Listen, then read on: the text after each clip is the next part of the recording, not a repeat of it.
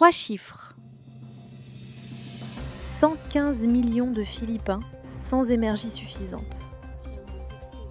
300 millions d'Indiens qui ne peuvent plus cuisiner normalement.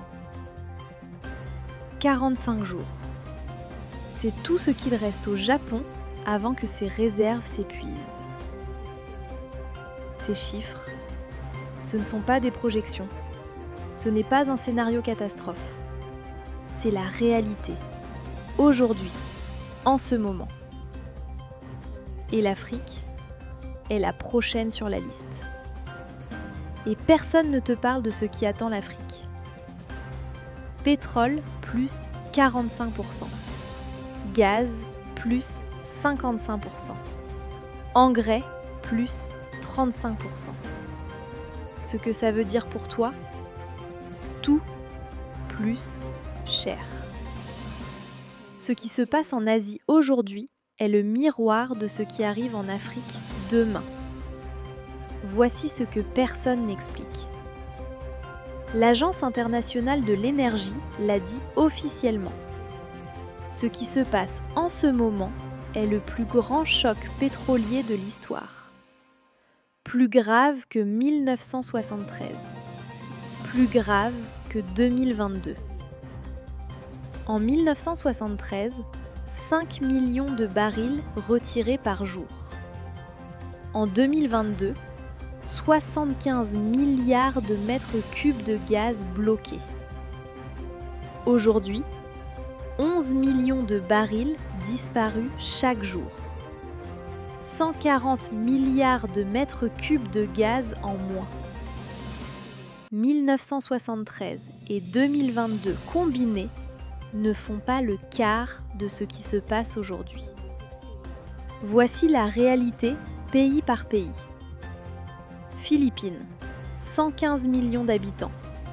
État d'urgence énergétique nationale décrété le 24 mars. Semaine de 4 jours. Consommation réduite de 20%. Le carburant aviation a doublé. Des vols annulés. Sri Lanka, 15 litres d'essence par semaine. C'est tout. École à 4 jours. Tuk-tuk en file depuis 4h30 du matin. Myanmar. Circulation 1 jour sur 2 selon ta plaque d'immatriculation. Transport perturbé. Opération humanitaire bloquée. Pakistan. École fermée 2 semaines. Carburant gouvernemental réduit de 50%. Népal. Bouteille de gaz remplie à moitié. 7 kg au lieu de 14.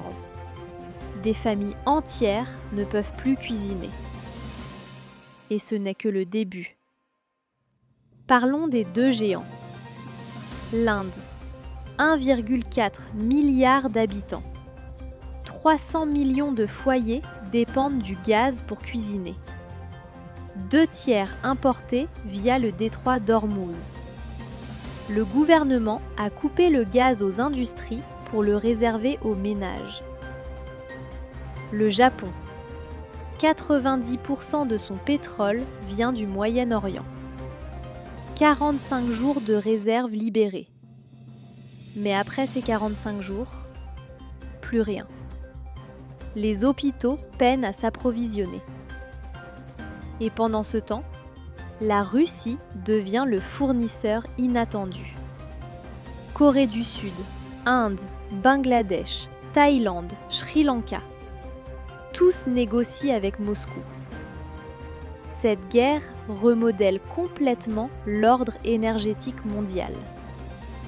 La question que tout le monde évite, et l'Afrique dans tout ça ? La Namibie divise ses taxes carburant par 2. L'Afrique du Sud réduit ses prélèvements. Le Kenya tente de stabiliser les prix. L'Éthiopie impose le télétravail pour économiser. Mais voici ce que personne ne te dit. Les navires de gaz américains destinés à l'Europe ont été redirigés vers l'Asie qui paie plus cher. Résultat, l'Europe manque. Et les pays africains se retrouvent en bas de la liste. Nourriture plus chère, transport plus cher, vie plus chère.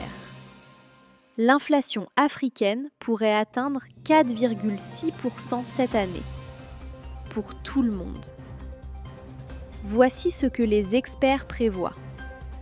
Si la guerre dure encore un mois, le FMI et l'OCDE révisent à la baisse la croissance mondiale. Récession dans plusieurs pays. Les producteurs du Golfe approchent de leur capacité maximale de stockage. Quand ils n'auront plus d'espace, ils fermeront définitivement des puits, avec des dommages géologiques irréversibles. Ce n'est plus une crise temporaire, c'est une transformation permanente du monde. Le 6 avril approche. Si Trump frappe, si les Houthis ferment Bab el-Mandeb, ce que tu viens de voir en Asie va toucher le monde entier, toi compris. Ces 3 chiffres du début, tu t'en souviens? 115 millions, 300 millions, 45 jours.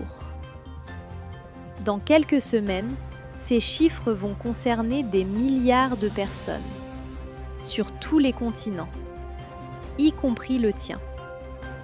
Ce que tu viens d'apprendre, la plupart des gens autour de toi ne le savent pas encore. Partage cette vidéo. Ce qui se joue en mer se paie dans ta vie. Abonnez-vous à Flash Monde, activez la cloche maintenant.